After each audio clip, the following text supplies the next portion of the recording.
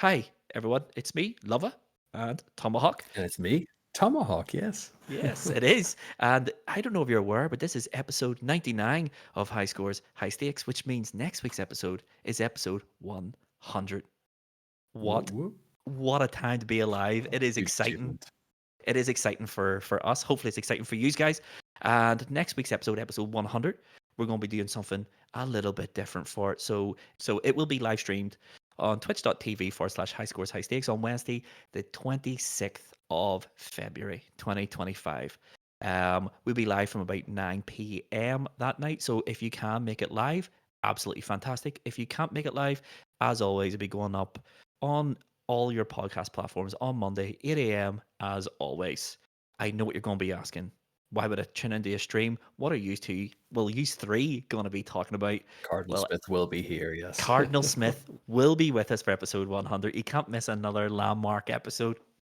So what we're going to be doing for episode 100 is our PlayStation 2 draft episode. We are going to be creating 3 draft lists of about 6 to 10 games, we'll say 6 to 10 games each. It should be good fun. Hopefully there's not too much button heads, but Wednesday, the 26th of February, 2025, 9 p.m., twitch.tv/, high scores, high stakes. Try to catch the episode 100 live recording. We will see you there. Thanks for downloading and enjoy episode 99.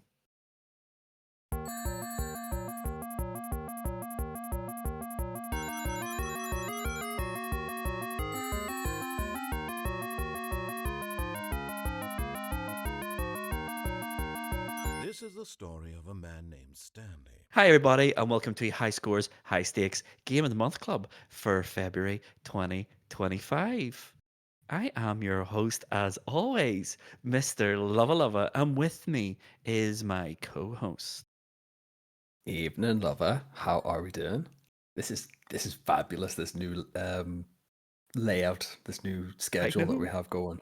I know, it's unbelievable. This is the third month in a row, if we conclude December, which we do, where Game of the Month Club has come out in the month in which it is intended to come out. It is not only a step in the right direction, we have journeyed into the sweet town of the right direction. It is incredible scenes. It is incredible scenes.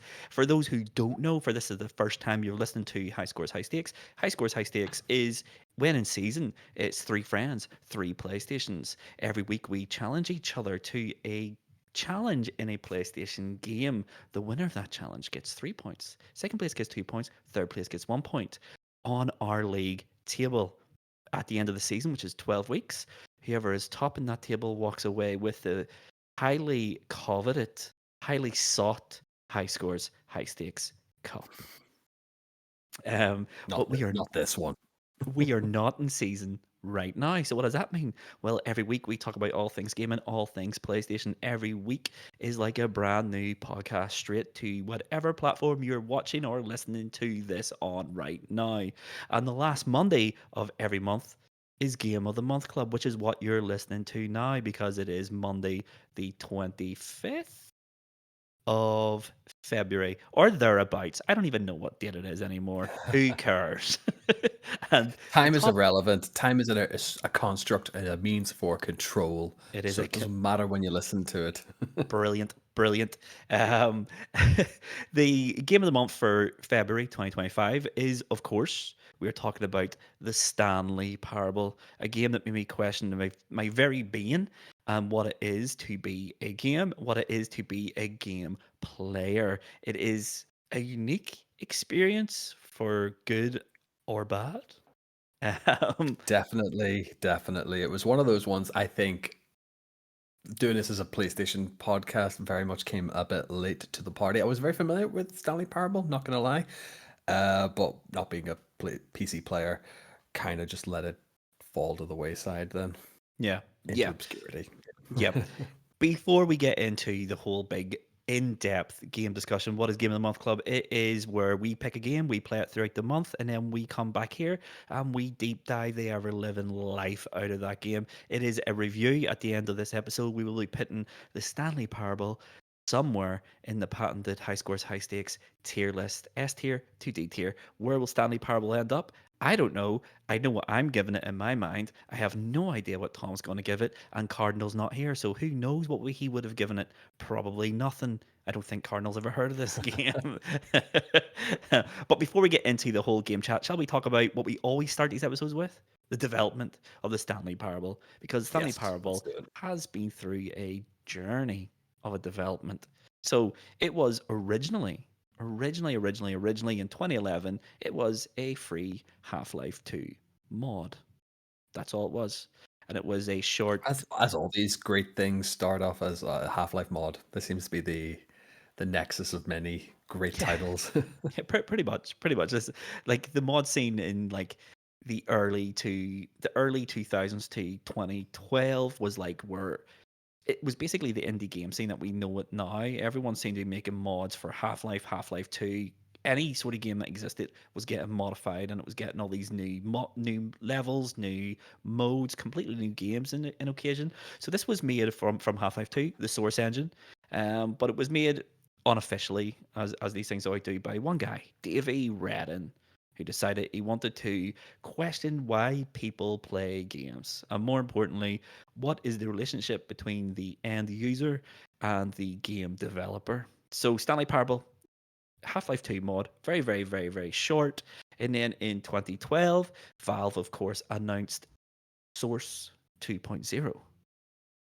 So Davey Redden took his game and went back to the drawing board and submitted the Stanley Parable updated version to Steam Greenlight, which I don't think is a thing anymore. Steam Greenlight was basically indie developers, the solo developers could uh, sell it on Steam effectively. So in Right, 2012, that's what okay. he did. He put his idea for a refreshed Stanley Parable on the Steam Greenlight. In 2013, he released the Stanley Parable as we know it now. It came out As in a 2013. standalone game as such, Yeah, yeah. it sold really well. It sold really well. It also was a critical darling. Everyone loved it. It was nominated for a hell of a lot of awards. It was definitely nominated for like best storytelling, best game design, best graphical design, all here sort of business. It was really, really, really popular. And then of course consoles came out, and in 2022, the Stanley Parable came to the next generation Xbox Series and PlayStation 5, and they dropped the Stanley Parable, the Ultra Deluxe. Or Ultra Deluxe, that's what it's called, isn't it? It was It the Ultra is. Deluxe, yeah, the Ultra Yeah, yeah. Deluxe, yeah. Ultra Deluxe Edition. That's what just, when you're just thinking of a word. I was actually reading the word, but I couldn't make out what edition was in my handwriting. So there we go. Yeah, it's one um, of those funny titles that whenever we make fun of John Cherry about how he buys the deluxe packs or the mhm. premium editions and stuff. So this, even the naming of that alone, they didn't decide on just the Ultra edition or the deluxe edition. They went for the full. There's the Ultra Deluxe. There's all the bells and whistles and everything into it. So even even when they're releasing a bumper version of this game, they are poking fun, really, as well. And I think that was what Oh, was absolutely. quite lovely about this, even before the game gets booted up. Oh, absolutely. It's definitely a pop at like major developers and major publishers. Like when I see stupid game titles, my mind instantly goes to Capcom, where it's like super hyper ultra deluxe edition and all here sort of Yeah, yeah, business. It's something that's sort of stuck with Capcom. Everyone does it. How many times did we buy X Game of the Year edition in the early 2010s and stuff like that? It's exactly. just Skyrim is the one that comes to mind in that regard, then as well. Like yeah, it's been through the sort of definitive edition, the ultra definitive edition, the deluxe ultra definitive HD definitive edition. Yeah, like yeah. these games go through the motions like over the course of their lifespan, and like as soon as that was announced on, this was a January PlayStation Plus game, if I Yes, it remember was. correctly. And immediately I was like, the Ultra Deluxe Edition, that's a stupid name. It mustn't. Now, I've never played the OG version, so I Mhm. can't tell you what has been added in and what is original content, essentially. But as soon as I saw that, I was like, that's quite funny. I can't wait Yes. to play this. Yes, yes. I think I do vaguely remember playing the Steam version way back when I was a Twitch streamer. I do vaguely remember being told by someone to play the Stanley Parable, and I remember playing it. Well, it was quite clearly the 2013 release, the overhauled version. So I have no idea what the original was like. I'm presuming the original was just bare bones. I think it was about half an hour long. It had a couple of Okay. endings, and that was really it. It was just the fun of walking through this nameless office block and listening to the narrator and all this here sort of business. But yeah, no, the developer of this in between 2011 2015 apparently was approached by some massive developers, can you help us make this game? We're using you know source we're using source, can you help us make this? And he says he doesn't like the corporate nature of the gaming industry, and decided he was going to decline all these job offers. Before we talk about the game, can I ask you a question, Tomahawk? Sure. Have you been to Always. stanleyparable.com? No. Okay. Once we're done here, and for everyone listening to it, during my research for the development story of the Stanley Parable, I went to stanleyparable.com. It is the official website for this game. Remember at the start of this, I said the whole big question behind Stanley Parable is the relationship between end user and developer, and how their expectations sometimes clash, and what they want to do with the game isn't what the developer wants them to do with the game, and all this here sort of business. Well, on the website, they have a whole heap of like little tabs you can click on, and it tells you different stories about the Stanley Parable. One of them is the history of the Stanley Parable, which is completely, most of it's made up. It originally released it on CD-ROM on Windows 98 and all this here business. But there is one section of it, I can't remember what it's called, but it talks about the evolution of game development. And it's this massively long article where it talks about, it starts off with a scatter chart about file sizes of games and popularity of games and how they're intrinsically linked, and how their hope for the Stanley Parable is it for to become the biggest game ever made, literally the biggest game ever made, as Yeah. in regards to file size. And it goes into massive detail about how they're going to make the Stanley Parable the biggest game ever made. One part of it is sticking out in my head is they talk about a filing cabinet. It's like, look at this render of a filing cabinet. It looks just like a filing cabinet, doesn't it? And then you look at the picture and it's like, yeah. And it's like, well, you're wrong, because this filing cabinet is made up of 2 trillion polygons. 2 trillion pixels by 1 billion pixels. In fact, the Stanley Parables filing cabinets are so big, they are actually composed of 10,000 regular size renders of, of filing cabinets. And it just goes on and on and on. And it's like, if you want to have a sense of how big our filing cabinets are in this game, here's a picture of the pixel size with the state of Oregon, and it's just mass. It's just bigger than the state of Oregon. Wowing. The website is a work of art, a work of art, and so I suppose is this game.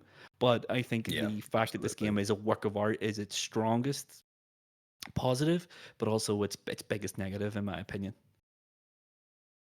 Okay. It is a funny one because it does just constantly draw on being not self-referential as such, but it is very much self-aware that it is a game. It is very much self-aware that it is trying to send a message and whatnot. But yeah, I love a game that can poke fun of itself and poke fun of the medium Yeah, yeah, in which it is yeah. portraying. Art form, absolutely.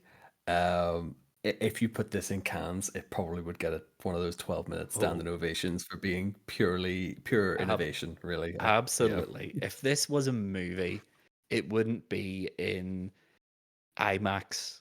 It would be in the Queen's Film Theatre in Belfast, wouldn't it? Yeah, I no, mean, the absolutely. QFT Speaking of, all day long. actually, this is one of them funny ones. Have you ever seen the Apple TV show Severance? Yes. That's what I remember. They were talking about this, and it was Adam Scott's interview, and he was like, "Yeah, they told me about this Stanley Parable, and I had to play it." And he was like, "Oh my God, we're basically doing this in a TV show now." Yeah. So it's now crossed that threshold from game to Multimedia. media, I should say. It's a Yeah, real multimedia now. multimedia franchise now. It's been on Apple TV. All those Apple nerds are gonna lap that up. But shall we get into talking about this game proper? Let's get into the review of the Stanley Parable. Let's do it. Let's go. Stanley walked right on past the very obvious new content sign. So let's talk. Let's get into the meat of our review of the Stanley Parable. Um, there isn't. It's controversial. I don't think there's that much to talk about in this game. Am I wrong in saying that? Not necessarily. The narrative is pretty it is constantly and non-stop. It does just it reminds me of that kind of it's very much Groundhog Day. You get to an end and the game ends, you restart, and the game can sort of drive a narrative at you, or you can go off and do your own thing. I think the idea is it's that the whole point of it is meant to be that Stanley is a mindless peon and will do exactly what he's told when he is told to do it. And the game sort of starts off as this is the first time in Stanley's life that he has never had anyone tell him what to do. Yes. And Yes. is led by essentially you're led by the narrator, Kevin Brighting, absolute stroke of genius. This is almost as good as Gladys from the Portal games. Okay. Just gonna Yes. take a hot take on Yeah. that there. I do have the intro to the Stanley Parable here, the actual like script for it, and I think it really resonated with me, especially just like as a person who works a 9 to 5 and then goes home and plays games and then just does this. So it goes, this is the story of a man named Stanley. He works for a big company in a big building where he was employee number 427, and his job was simple. He sat at his desk and pushed buttons on a keyboard. Yeah. That is basically it. Then he gets told that one day nobody was in the office. He thought he would get up out of his chair and investigate, and then that is it. You are told to go about the office. Yeah, yeah, it is. This game's all about the narrative. There's not much to talk about in the way of music or graphics. It's a Source Engine game. It looks like a Source Engine game. It's purposely made to look minimalistic. I think there is some good like environmental storytelling going on here because the office is completely empty apart from you. But the game even makes reference to you not really existing because there's one point in one of my runs the narrator says something silly like Stanley tried to convince himself that this wasn't real, that it was a dream. He looked up and he looked down and he realized I can't see my feet. Why can't I see my feet? Yes. Yes, yes. And it pokes fun of all like these tropes of like walking simulators weren't really a thing in 2011. It sort of came after this. This was really one of the first walking simulators I can really remember. It was in that little window where walking simulators became huge, where you had Everyone's Gone to the Rapture, where you had Stanley Parable, you had Gone Home, and you had the whole heap of all these sort of walking sims. Like what Everyone became of Edith Finch as well, yeah. yeah, Stanley Parable. Yeah, as you said, you're employee 427. Your job is to sit at your computer and you will get push this key, push that key, and then suddenly there's one day no orders come. And Stanley doesn't know what to do with himself, and then this sparks the narrator into it kickstarts the relationship between you and the narrator. The narrator says Stanley leaves his office and goes to the meeting room and you walk Yeah. through an office, no one's here. Stanley thought that was weird. If you, the narrator is telling you what to do, and the game's sort of hope is that you, at least for the first run, just follow the narrator, You do do it exactly completely what he blind, says. yeah, yeah. You do it Um, completely of this. You think you've got control, but you are purely following. I did it purely because I knew the game wanted me to play it a specific way the mhm, first time. mhm. So you follow that set path for the longest time, and then the only time it ever really gives you two options. It's like Stanley took the door to the left. So you instinctively go, right, I'm just going to follow the door to the left, whereas you go to the door to the right. The narrator then sits and goes, for some reason, Stanley decided to go to the right. He obviously wanted to take a shortcut through the lounge and admire how good that room was. Yes, yes.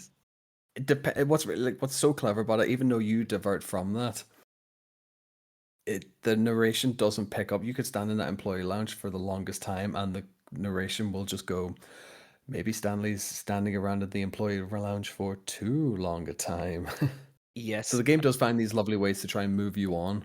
that's one thing I wanted to bring in. This game's all about the audio. It's all about you. It's all about it is an experiential piece of art. That's what I wanted to say. The game wants you to do just follow the orders and get to the end of the game by going into the boss's office, and then you go into the room of the monitors, and then the games. You shouldn't see this, Stanley. It's too early. Well, I'm going to restart, and Yeah. then the game just restarts.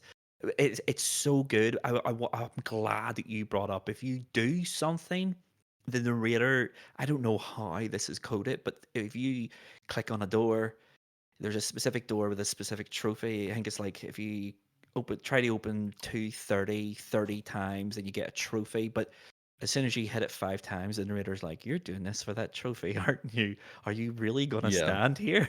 And he's like, "30 isn't enough. 50, and then it's 100." We're gonna have to make you work for this Yeah, trophy. Yeah, yeah, tapping it 5 times is not worth it. We're gonna have to jazz this up and make you do more. yeah. Yeah, it was, It, yeah, it blows my mind it's what how brilliant. they were doing this, how they've coded that. Yeah. It's brilliant. Even if you, in one of my runs, I can't remember what happened. I think Mrs. Love get shouted for me, but I literally just put my controller down. I thought I hit pause, but I didn't. And when I came back in, I was just looking at a fern, and the narrator was going on, going, "Yes, Stanley really liked that fern. He had to make sure he got a good enough look, because that fern is going to be so important at a later part of this narrative." And I was like, that is brilliant. If you walk around all the cubicles and stuff at the start of the game, he comes in. Stanley checked high and low for all of his coworkers. He didn't know where they went. He thought, "Have I ever had coworkers?" And the game, the developer, like your boy Davey Redden, has thought of pretty much if he can control how many things you can do in this world, then he can pretty much plan for every eventuality of what you're going to do. And Exactly. Yeah. obviously, as the games got more and more mature, he's obviously watched people play this on like Twitch and YouTube and stuff, and went, "I can do something with that. I can do something with this," and he's just continuously updated it. It seems like no matter what you do in this game, the narrator has something to say about what you're doing at that particular Yeah. time. It is brilliant. I love, love, love, love that he's took the idea of BioShock, the "would you kindly" reveal, and Yes. sort of ran with that. That seems to be like the throughput of this whole game. Is, BioShock, a big reveal is you're just doing what you were told because I told you to do it, and you've been trained to do it. And he was speaking to the your character, whose name escapes me in BioShock. I can't remember at the moment. But he's talking more directly to us, the player, and that's what I love about the Stanley Parable. Is the narrator is talking to Stanley, but he ain't talking to Stanley. He's talking directly to us, the Oh yeah. players, and Absolutely. he's trying to manipulate the player into doing what he wants. But we are players, and as you say, if you see two doors and the game's telling you to go one way, I think you talked I'm about this in the Game and Habits instantly gonna go episode. the wrong way. I'm going to go the wrong way because there's something there. Maybe it's a collectible, and maybe it's something, but there's something. If the game wants me to go one way, I'm always going to check the other way at the very, very least. And I love it. It's like this game pits player agency against developer intent, and the developer has intended for you to do whatever you want, and it makes you feel like you have all the choice in the world. But in that first room, it's a completely empty room. When you walk through doors in this game, the door behind you closes. That is no longer an option. And in this Yeah. first room in the game, Stanley took a door on the left to go to the meeting room. And then if you take a door to the right, then the game makes it feel like, "Oh, why have you done that for? I was not expecting that." But then the raider goes, "Stanley knew fine well this was the wrong way. Maybe he wanted to go to the employees' lounge." But before you get to the employees' lounge, it opens doors for you. Stanley took the first door on the Starts left to to get back push on you back track. into the main narrative. Yeah, I think it shows this in later endings where I think you can go to like the library, the museum Yes, ending, I love that where it ending. shows you the pathway, and it shows you about how the game nearly like loops you and constantly puts you back on the right track. Hmm. Even if you can, even if you cascade as far away from that, they'll always find a way to get you back on the right track if you become the complicit player that the devs want you to Yeah, be, yeah. which I thought was absolute stroke of genius. Now I did get the achievement pretty early doors for. I think there's an achievement for completing the game in under like 5 minutes. Okay. So when that achievement pinged, and you get to the control room, you turn off the mind control facility, which I Hmm. thought just thought, firstly off the bat, that's bonkers. If I'm now suddenly this mindless employee pressing buttons, and now suddenly I'm underground in this facility that is actually a mind control facility, switch the machine off, and then the door opens and you just walk outside. Hmm. And then that's the end of the game, and the achievement pinged up saying you completed the Stanley Parable in under 5 minutes. Well done. And even the achievements mock you. The achievements are like, oh, well Yeah. done. You rushed that game. What You was the saw point? nothing. You saw nothing. Well done. Congratulations. Here's a wee round of applause. There's your trophy. Have it. But yeah, no, I really like that ending when you walk out. It reminded me of the end of Portal, where you climb Yes. out. It reminded me of that. And then during my research, I was looking. So when he created the Stanley Parable, the rehaul into Source 2.0 engine, he had an idea that one of the endings was going to be you leave a facility and turn around and it's aperture science to tie it in with Portal. And Okay, another okay. ending was I think it was you find a computer screen that's not like the others. And when you switch it on, you're then pulled into Minecraft. But Oh, okay. he couldn't get It's permission. getting rights and stuff. Yeah, yeah, Yeah, yeah. he couldn't get like perpetual permission to include those two game worlds. So the original idea for this was a lot of different endings that dropped you into another game's world. That was just two that has happened to pop up in my research for this. I there's so much to like here. I love the relationship between the player and the narrator. I think in certain runs of this, the narrator will say, "We're best friends, Stanley." And there's one of my runs I went on where a second narrator kicked in, a female narrator.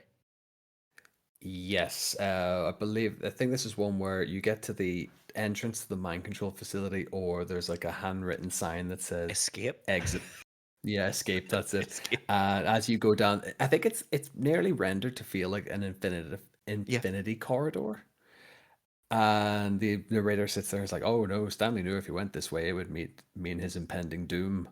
And you fall down and you land in, and then there's just a crusher, Yeah. And a and platform then that the you can't crusher escape, just moving crashes. slowly.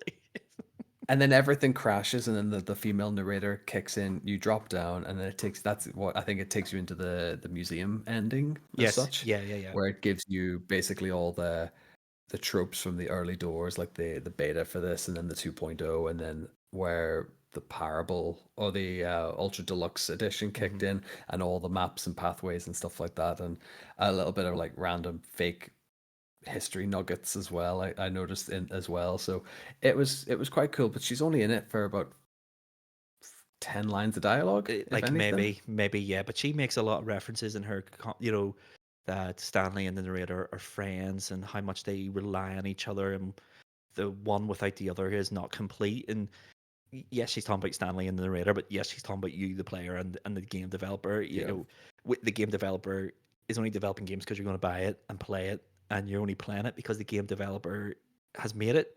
And it's just like it's just everything runs through this game, and it's all about player versus the relationship we have as end users and players with the developer and all the ideas and ideals and the messages that he wants to get across, or they want to get across, depending on how big your development is.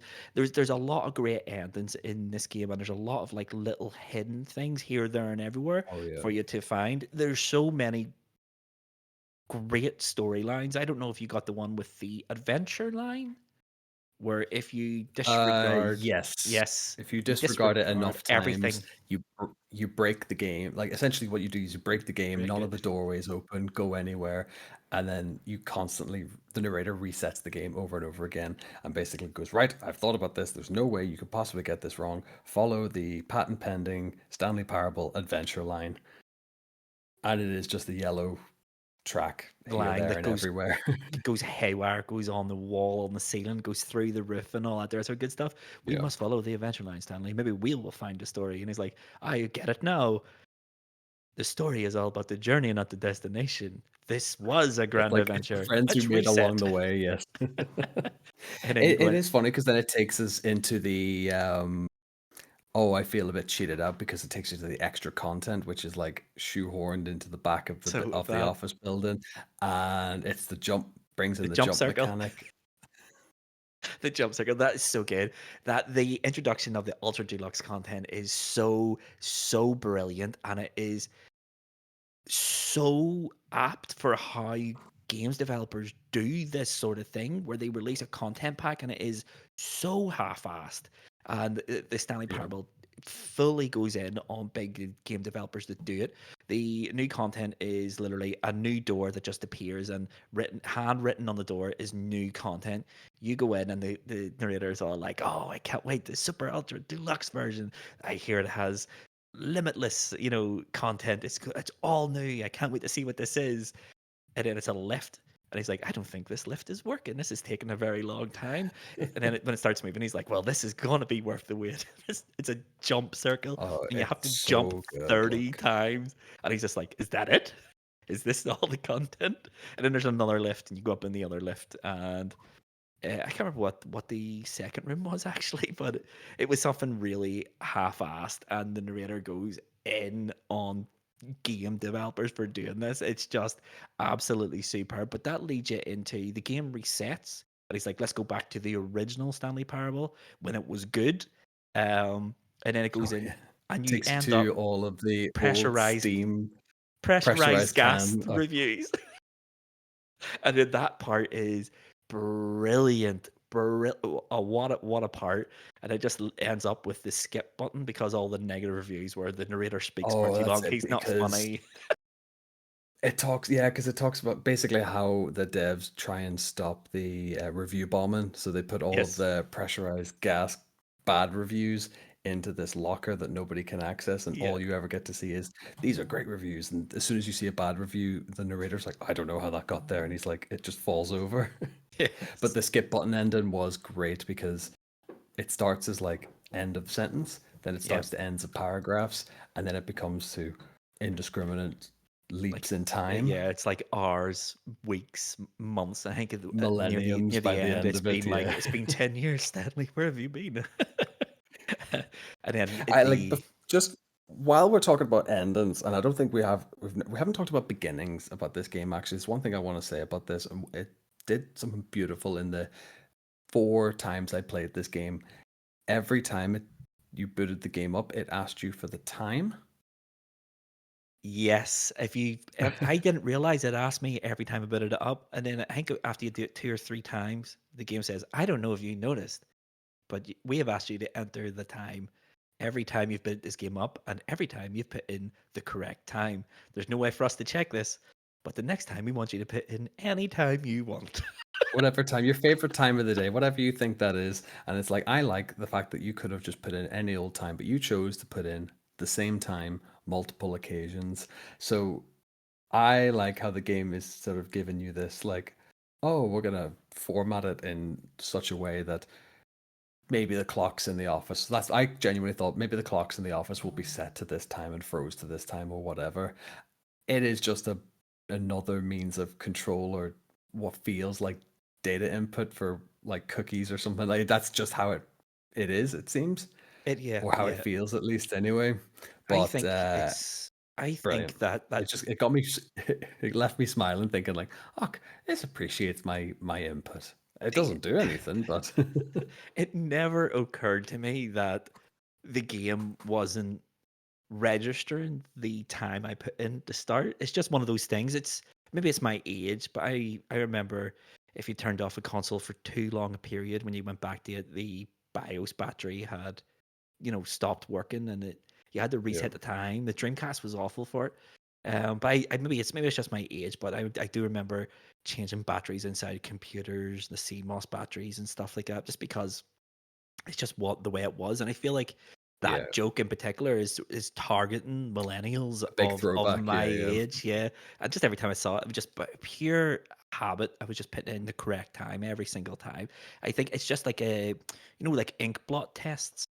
It felt like a video game Oh version yeah, of yeah. it of an ink blot test. Is what will this player do? Is it it seemed like something that they were developing and goes, I wonder if we ask them to do something really menial that makes no difference, are they still going to do it properly? Or it's like the trolley Well, they test. just throw it haphazardly to the wind. Yeah, Yeah, yeah. It is great though because it feeds into then later on how you play the game. Because when it starts to tell you, "Oh, just do whatever you want, play whatever wait, I put whatever time you want into it," and then you start to like play through the game again. And I sort of started playing the game with a little bit of urgency. So when you get to the boss's office, and the narrator says Stanley was in such a rush to get on, he punched the code in without even knowing what it might be, even though in previous playthroughs the narrator tells you the code, so you Yeah. input the code the first time run.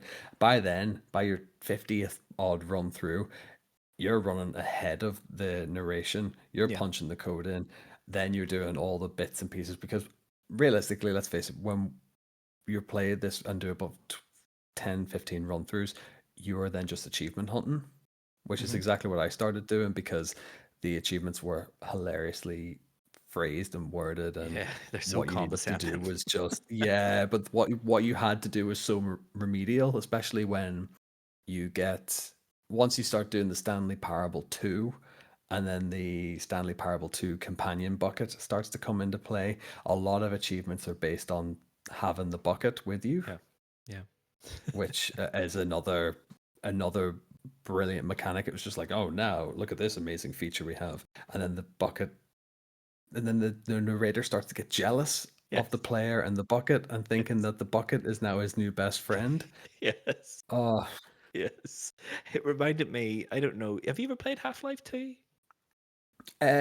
bits and pieces. I've never actually just sat down and done a full playthrough, Yeah. but On yeah. on Half-Life 2, Valve put in an achievement that there was a gnome statue in the first screen of the game, and there's an achievement for carrying that gnome throughout the entire game. Okay. But you can't carry the gnome and shoot at the same time, so you have to drop the gnome, continue the game, and then go back for the gnome every single time. I think it's called Gnome Chomsky, I think is the achievement name, if memory serves me correctly. The bucket reminded me of that, and it seemed to be like a wee throwback, a wee nod, and a wee wink to Valve and the Gnome Chomsky sort of achievement. But yeah, no, everything about this game revolves around the narrator and the story that it's telling you. Now, there's plenty of endings. I have no idea how many endings there are. None of them are I think there's none of about them are 50. none of them are satisfying. Like there's a defined start point to the story, and it's Stanley wondering why he hasn't got any orders, but there's no end point. You don't know if what ending, if any, is like the canon ending, because The true ending, there is no story to speak of here. You make your own stories, and I like that a lot about it. You know, you make your own interpretations of it. Why did the narrator say that? It's something I kept on finding myself thinking. Why is he saying that?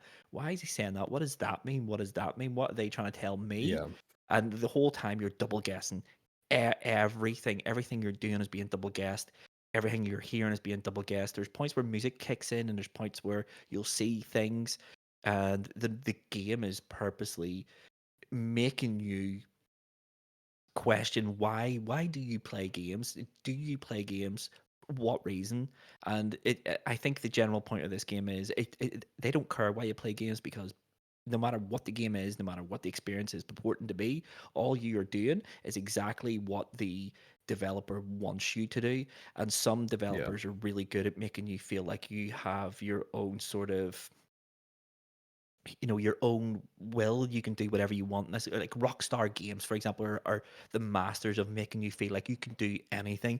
That's not true, because Grand Theft Auto, the most recent Grand Theft Auto 5, has a lot of limitations. There's many places you cannot go into, for example. Yeah, But yeah. it makes it feel like you can do whatever you want, but you're doing exactly what the developer And how wants it's you to intended to do. be played, Like exactly. the Yeah. developer There has, is like brilliant wee tropes about that, especially like sort of calling back to what we were saying earlier about how the game forces you away from certain things. Did Mhm. you ever get to the any of your playthroughs where the maintenance cupboard gets boarded shut? when If you go into the when you're if you in go into it, the you maintenance mean? cupboard, no, if you go into the maintenance cupboard enough times and just sit there and hover and don't do anything, and then get whatever ending you get and reset it, the narrator as such will board up that room Brilliant. because he's That's fed brilliant. up of you being in there. That's brilliant. I So did it go into that locks out cupboard. that room permanently. Yeah. So I I got did to the go in. point where that room was completely done. I couldn't go into it after about 3 or 4 playthroughs on it. So genius, but it was just Yeah. another way to get me away from messing Yeah. as such. Yeah. Yeah. It's brilliant when you go in there. I don't know why Stanley keeps on going in here. It's just a broom cupboard. There's not even a broom in here. It's just Especially when you go in with the bucket as well, because it's like, oh, maybe all these other supplies are jealous of the bucket. it's just so it is such an experience, and the whole time I was playing this, as I said, I was questioning everything, and I appreciate everything this game does, and it's done to an Yeah, extremely high level of polish. I think even down to how the office looks. It looks like an office should, but it's like a is it liminal spaces? Is that what it's called? Where it looks like it should, but there's something just off about just it. a bit odd about it. Yeah, yeah, yeah. And it's little things like, every room has cubicles. The cubicles are all identical, but none of the stuff in the cubicles are laid out identically. So you'll see where the computer's on the left and there's a notebook on the right, and then other times the computer's in the middle and there is no notebook and the cupboard's slightly open, but you can't close it and you can't open it. And like Yeah. there's desks with no computers, stuff where the numbers, the employee numbers aren't always in the exact same spot every single time. Everything looks like it should, but everything looks a little bit off, and it's just like this minimalism, and it tells a story in itself. This is a weird situation for anyone to be in. Stanley's doing his 9 to 5, and it's not something's not quite right, but there's something not quite right with absolutely everything. Like when you go to the boss's office, he's not there. It looks like no one's ever been in there. It looks like no one has Yeah, yeah. ever been in that office block. It is spotlessly clean, which for a place of work, we've all worked in offices, we know they are stinking messes, like with hot desk and hot swapping and all this here sort of business. Oh, They're yeah, yeah. minging places. This place is far too clean to be a real office, but it looks like a real office. Just everything's a bit, what's going on here? And all these There's an air of endings just not real. Yeah, yeah.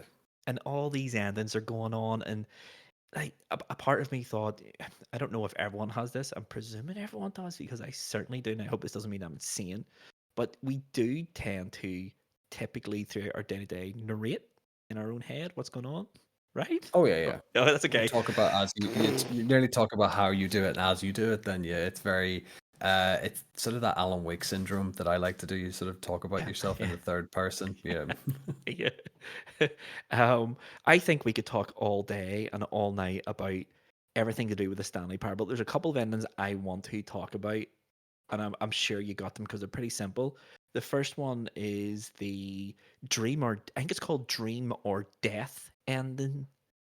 And that is, you get that by going the whole way down the stairwell instead of going up to the bus office and go through the car park. Into the car park. Yeah, yeah. Yeah, and then it starts cycling over, and then it's like the next day, another employee had a job interview at the big corporation, and she saw a man's dead body, and she's standing And there just right stepped now, over it. just steps over it, so she's not late. That one And did irk me because I sort of stumbled into that one and mhm, then realized, oh no, I'm just in a infinite infinite loop. loop here, and and then you just have to play it out then. But I do like it, the sort of this is how futile death is, and this is how like us as a species will not see that because we have a phone in a hand, or we have somewhere else that we need to be that's more important than the dead man. Yeah, The, yeah, the, the lunatic, I think they describe him as lying dead yes. on the floor. The lunatic, running around like a lunatic, screaming "I am real" before taking a heart attack and dying, I think is the exact way he dies in that scenario. I think it's also like a Yeah. little bit of a commentary of a wasted life and wasted time. So I think it's taking a jab at us, the player, for playing through this game, getting all these different endings. I think it's taking the mick out of us. You're wasting your Oh yeah, time. What are you big doing? time. There's far more important things to be worried about rather than this game. And the second end I want to talk about is the one where Stanley goes home to his wife. Yes. Oh my days. Like this is the sort of part where the narrator kind of turns a bit nasty on you. And I Yeah, think this is kind of half between the immediate start of the game and when we get into like the deluxe yeah. additional I think it's the content, and he kind of I has think a I change of heart. yeah, I think I got it Yeah, just before. I think it was my last run before the deluxe content was unlocked, and yeah, yeah. it's a brilliant ending. Stanley has had enough. He went home and to his wife, and you get to the door, it won't open, but you knock it, and your wife says, "Tell me all about your day. I'm so excited." And then it's all a big ruse where it's a mannequin You with a open the tape door and it's a mannequin, recording, and then he sits there and just goes, "Psych! and he You laughs. thought you were going home." And he laughs, and you go into the apartment, and the door closes behind you like every other door, and then he tells you something that's meaningless about your existence, and then the screen flashes white and it goes back to the the apartment, but every time it flashes white, one thing changes. So I think the first time Oh the yeah, sofa disappears and it's a cubicle, and then the second time it flashes, your desk, your number appears in your seat, and then it and just keeps on filing going and cabinets all going start and arriving. Yeah, going. yeah. And it's just those two endings for me just speak, about the futility of just, well, in this context, it's life, about the futility of our lives. What's people always talk about what's our legacy going to be. It doesn't matter at the end of the day, because when you're gone, you're gone, and the chances are there's not going to be very many people who are going to remember you or going to care about it. And that those two endings for me really drove that home. I think on a more like artistic sense, they're talking about wasting time, developers wasting time creating gaming worlds that are going to be forgotten about, especially in 2025. Games are coming out so regularly and they're such high quality that a really good game comes out in February, and by December It will be forgotten about. it's Yeah, forgotten about, and you're like, someone somewhere will see the game awards list and go, here, where was, I don't know, Helldivers 2, for example, and then you'll go, was that this year?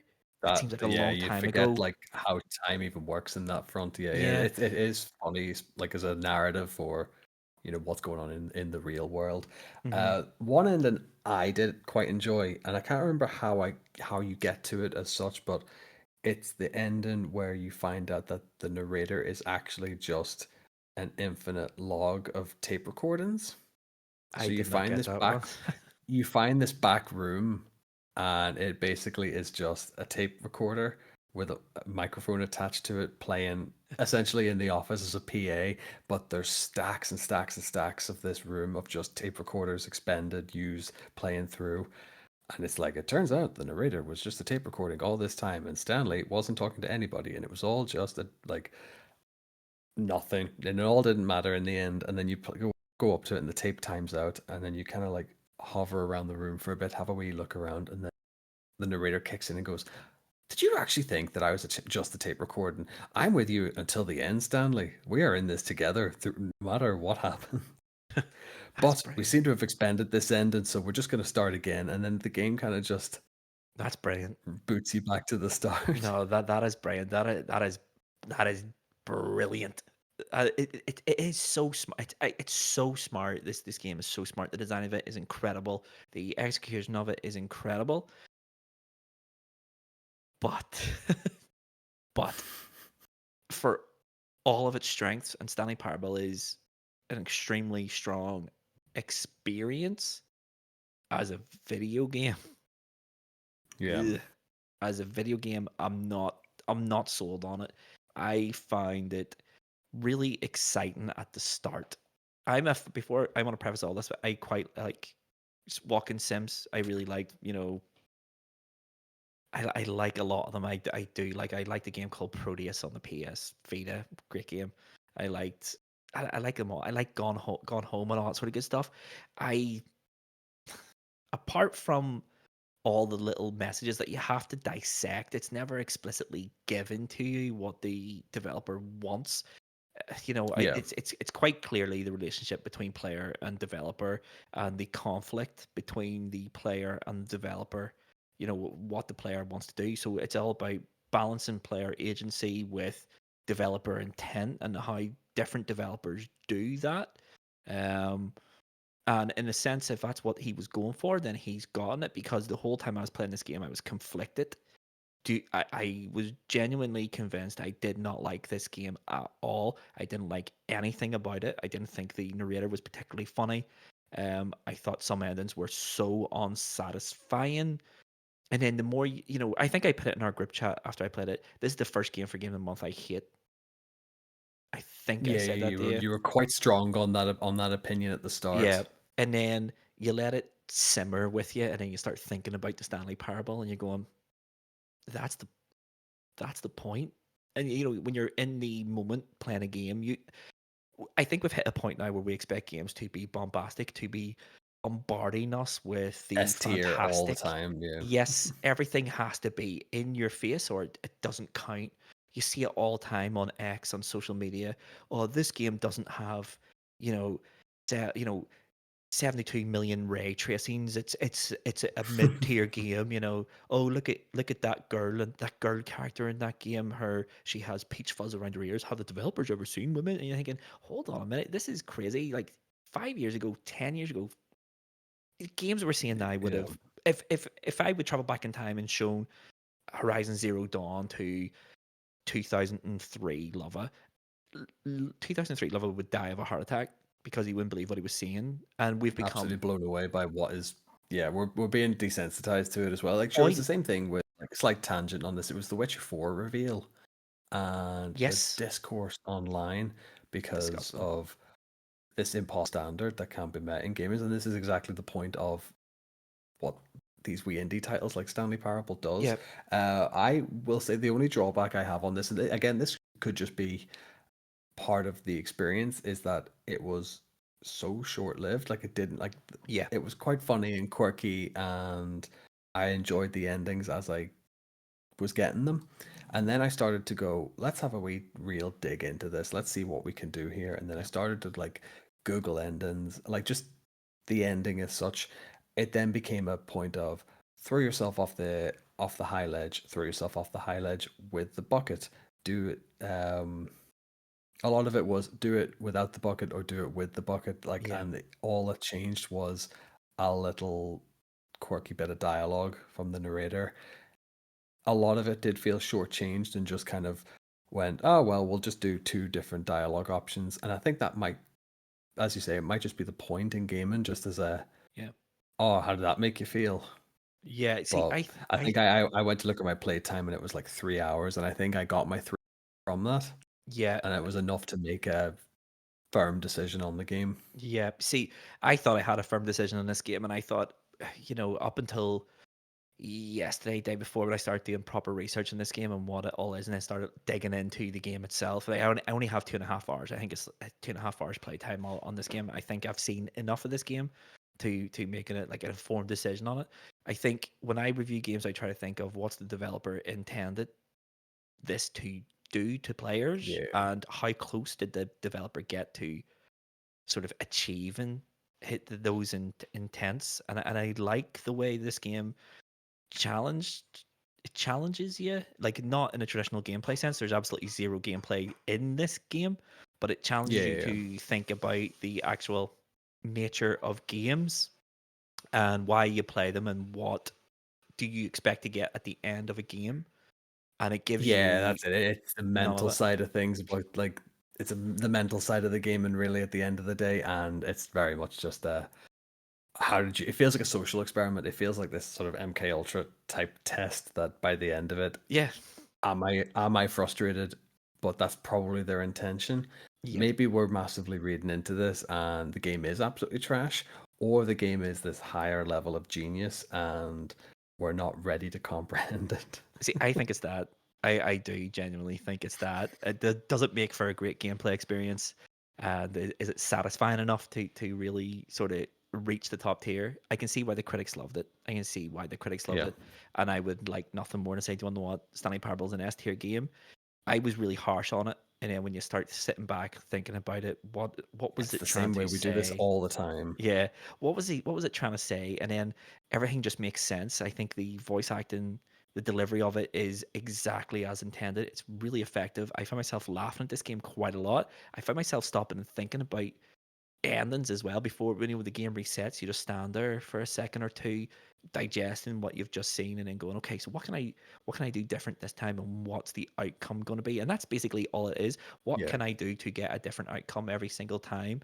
There's nothing more disappointing than when you do certain things and you end up in a place and like, I've seen this one, and then you can just skip it. Yeah, that's it. There is a one, and it was a lovely nod to, people who glitch the games and try and like leave the Yeah. map. Like in like old school Call of Duty where you could just like leave the map and you're not supposed to, but they always find a pathway to let you do it.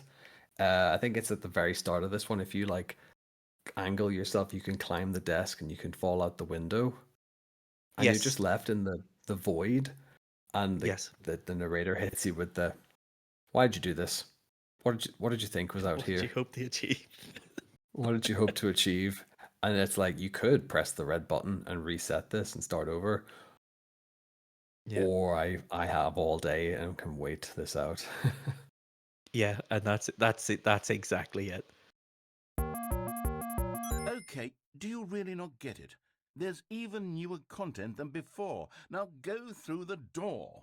But yes, Tomahawk, I think the time has come when we sit down, we have a discussion with one another, and we come to what are we giving the Stanley Parable, and where is it going to place on the patented high scores, high stakes tier list? Is it going to be S tier? Is it going to be D tier? Or is it going to be somewhere in between? I am going to be completely open with you right now. When I was playing this game, didn't really enjoy playing it at all. Didn't like the experience. Didn't like much about it. But once it came to, okay, now we need to record a podcast about this. I'm gonna have to do some research about this game, and I need to know my facts. I need to know the developer. I need to know when it came out. I need to know this. I need to know that. I need to go to the official website. And when you take in, like, when you take everything, like I came here today with the intention of giving the Stanley Parable a C tier or a D tier. I tell you right now, it's getting neither of those two. I Wowie. that's how little I like this game. But once you let things simmer and stew, and you start thinking about when I review a game, like I said, I always say to you, I like thinking about what's the developer intent when they've created this piece, and how close have they gotten to delivering that intent, and how technically competent is the game, which is the vehicle of delivering the message or the intent. Yeah. And I don't think a game has ever come so close to its intent as the Stanley Parable. The Stanley Parable is a lot of different things. It's a commentary on game development. It's a commentary, especially with the Ultra Edition. It's a commentary on modern game design, modern game ethics, and the whole while it's centered around the developer and the player, and it creates like a sort of Venn diagram between those two. What does the player want to do? What does the developer want to do? How can we meet these two often diametrically opposed positions, and how can we make them Yeah. meet each other, and how much can we make it meet? Stanley Parable is an outstanding artistic achievement. I think it has to be said. The writing is incredibly clever. The design of the game is just ridiculous. The sheer thought. I would love to see some development diagrams of decisions and when the narrator was going to say something, what he was going to say. I would love to see some of the like voice recording sessions and stuff like. I want to know how much voice was recorded in minutes and hours, because I, it I just think seemingly in has I think it's about everything. 16 hours. I feel Yeah, as if I remember reading this somewhere. It's about 16 hours worth of voice logs and voice recordings that were done for this game. Whether or not that all made the final cut, which I doubt, I doubt it. but you'd love to just digest that, even with no context, no visual Yeah, aids or anything like that, just to stick headphones in and listen yeah, and see and just where that just listen. went and where his thought process was. Yeah, it Yeah, would be great, to be honest. yeah. So I'll tell you where I'm sitting with this one, okay? As a piece of art, as a design document, and the execution of a design, as a criticism of gaming culture as it is now, but also of the celebration. There's a lot of moments in the Stanley Parable where it celebrates itself in a lot of ways. There's a part where it reads in full um, Jim Stephanie Sterling's review of the Stanley Parable from 2012, I think it is, and it celebrates itself. It celebrates games. It celebrates gamers, and it celebrates game designers while criticizing the industry, and quite rightfully so. These last two Yeah. years have been brutal for the game industry. I think the Stanley Parable as a gameplay experience leaves a lot to be desired, but as a piece of art and an experiential sort of thing, I don't even know how to describe it because it's not a game. Um, I have went from a C or D tier to A. I think Stanley Parable's an A tier game. I think it's brilliant. I think it's brilliant. That is the jump I was not expecting. I think the Stanley Parable. I know this change came yesterday, today. The more I've This is the talked about lap. it, This is the game of the month mentality that we always have. I think we always come in, haven't played the game, and we digest it and let it sit for a bit, and then it always comes to the talking of the game. Like once me, you, Cardinal, always have our back and forths on it. mhm, I always feel personally the opinion then changes, and then I'm going, God damn it, I'm giving this a higher tier than I yeah, originally had intended. I don't think I've ever changed it here from playing the You've game to barely stuck to your reviewing. guns. I think you've Yeah, always stuck to your guns. I think definitely on like 3 or 4 occasions last year, I definitely have changed my grading mid episode. I always come into these recordings knowing what I'm giving the game. And when I finished, I made notes in my phone of the endings I'd seen and what I thought of them. And at the bottom, I had written C or D tier. Um, the more I've researched it, the more I've let it sit with me, the more you learn about the game, about the design of it, and the more you see sort of like the whole creative process behind it. The website is, I urge everybody to go to the stanleyparable.com because it's genius. It is genius, and it's the best way of describing the Stanley Parable. Is it a game that you'll play for more than 2 hours? No. Will I ever go back to the Stanley Parable? Probably not. But it's like journey in, I will remember the experience I had with Stanley Parable for a very, very, very, very long time. Where Yeah. we live in an era now of disposability, where you use something, and once it's run its usefulness to you, then you bin it. And very often, there's not. We play lots of games here. We do not very often do games stick in your head, and even less times does a game make you consider yourself, your relationship with games, and why are you playing games, and why are we playing games? We're playing games to experience something we could never experience in real life, and the Stanley Parable does it all. I think I want to give it an S tier, but the fact that I had such a hard time playing it because I was questioning everything stops me from giving it an S. Some people would go, do you want to know what? If he's talking about this as an experience and that's how it made him felt, that's a very deliberate design on from the developer. He should be giving it an S. I'm giving it an A tier. I can't give it an S. But Tomahawk, let's hear you. What are you giving the Stanley Parable? Well, like this is a laugh because I fully hadn't thought maybe I felt a bit shortchanged on this, but then again, it was a free game at the end of the day, so I'm not going to be one to ever fight on that point. I fully went into this expecting give it a B tier. Haven't felt a little bit sort of shortchanged, especially with how some of the endings do just boil down to whether or not you have a bucket Mm, or you do not have a bucket.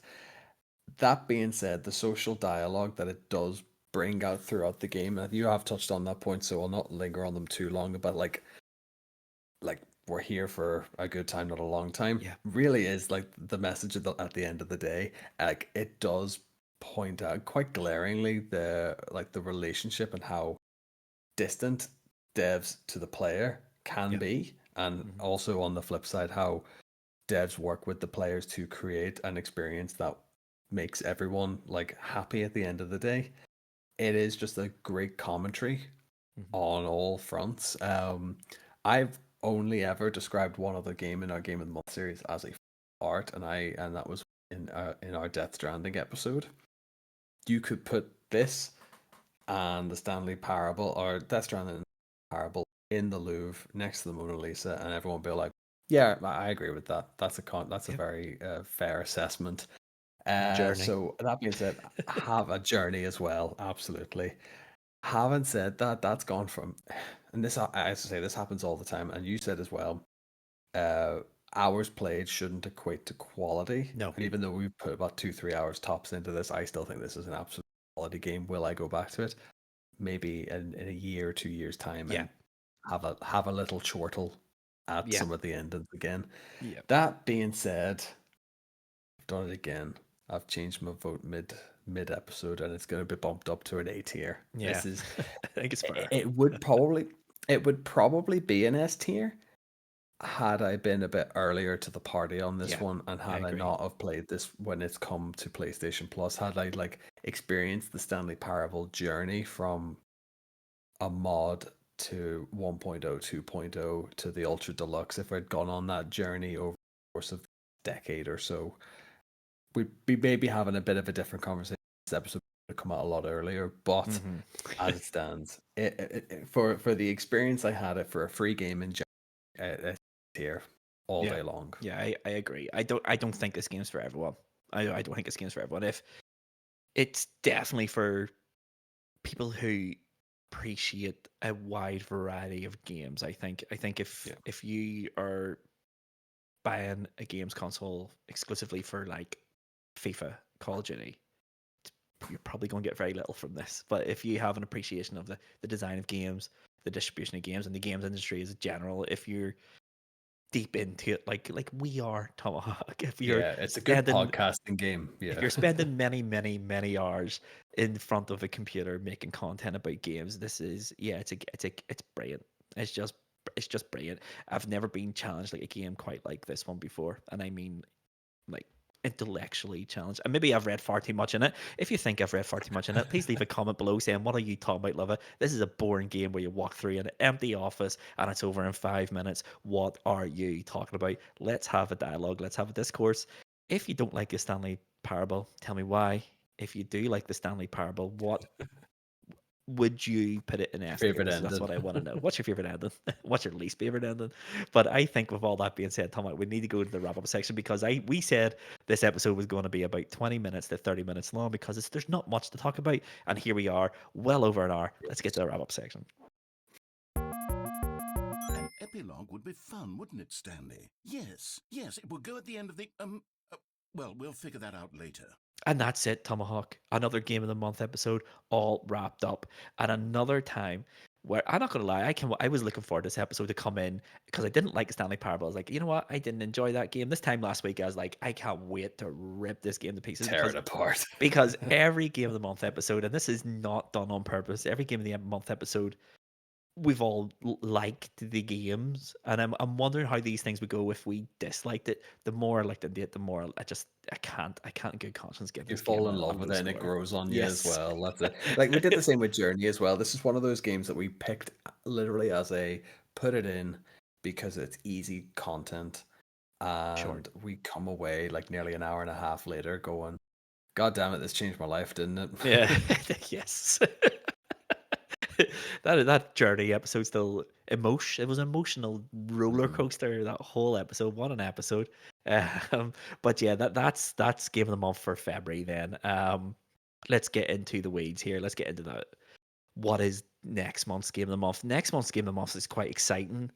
Um, it is going to be Resident Evil 3 Nemesis, the original PlayStation 1 version, not the remake. We will be talking about Resident Evil Nemesis. That is Game of the Month for March 2025. Watch this space. We might have something exciting. Might Oh, not. nice. But who Time will knows? tell. Well, there will be an episode. That's all we'll say on that. There will be an But episode of Resident Evil 3. That's what we're saying for now. We might have more to add to that in the future. Watch the socials. Where can we get the socials? I hear yes, because I didn't say this at the start. Well, here's where you can get the socials, dear listeners. You can go to highscoreshighstakes.com. On top of the homepage, there's links to every single place on the internet where we are. Click it, follow, like, subscribe, whatever it might be. If you like this podcast, but you haven't shared it with a family member or friend, please do that now. Our analytics are telling me that 89% of you listen to this on the phone. You've no excuses. Hit the share button, send it to your friends. Send it to your enemies. Send it to people you got the number from once in the bar, but you were too cowardly to text her or him. Do that. um, if you have left a 5-star review or any review for that matter, thank you very much. If you haven't, please consider leaving a star review based on the quality you think this podcast is. If you think it's a 5-star, leave a 5-star. If you think it's a 1-star, leave us a 1-star. If you think it's anything in between, leave it.